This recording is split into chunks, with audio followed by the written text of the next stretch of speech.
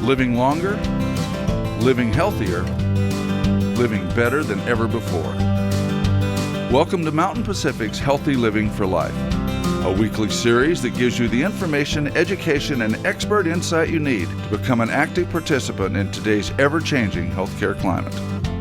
Here now is today's program host.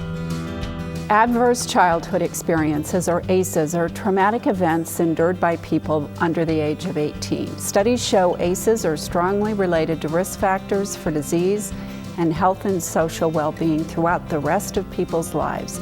Healthcare organizations are working to recognize and appropriately respond to these traumatic events, as well as learning how to prevent them. Welcome to Healthy Living for Life, a show dedicated to helping you do just that. I'm Sarah Medley, your host. Stay tuned. Welcome back to Healthy Living for Life. When children suffer trauma from unstable home environments, neglect, and abuse, the effects can be devastating and long-lasting. With me today is Tina Eblin, Director of the KWYB Institute, which is behind the statewide movement called Elevate Montana. Thanks for joining us, Tina. Thanks for having me. What is the KWYB Institute? Well, the KWYB Institute was created because Intermountain Children's Home, which helps severely emotionally disturbed children, decided that they wanted to prevent things from happening to children. So they decided that they would create a separate institute that would advance awareness.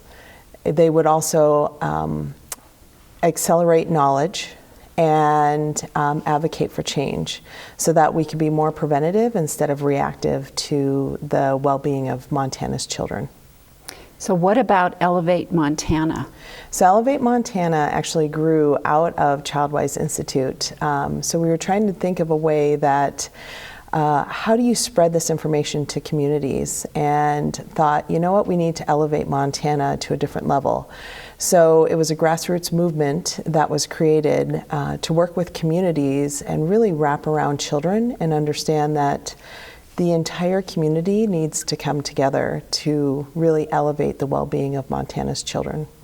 So you mentioned Intermountain, and Yes. Intermountain is in Helena. Yes. Talk to us about Intermountain.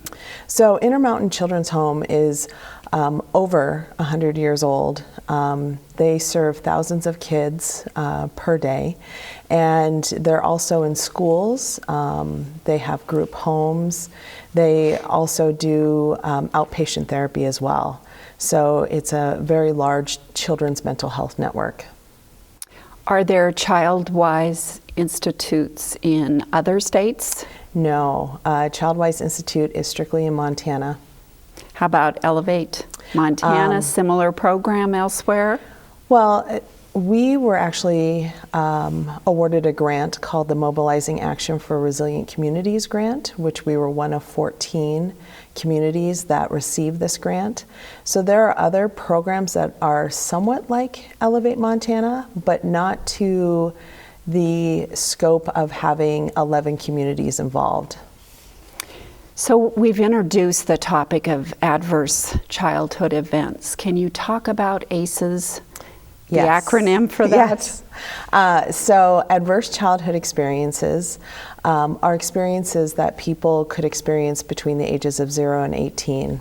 And it was actually created from a study that took place and was published in 1994.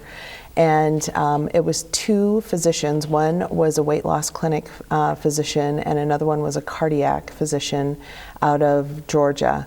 They both realized that childhood experiences impact us as adults and impact our physical health.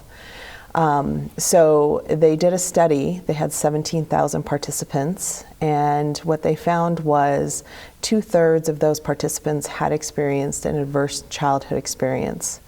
And there are 10 of them, and they include household dysfunction, so someone in the family incarcerated, someone in the family suffering from addiction issues, mental health issues, parent separation or loss of parent.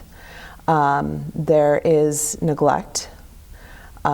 physical and emotional neglect and abuse, physical and sexual abuse, physical,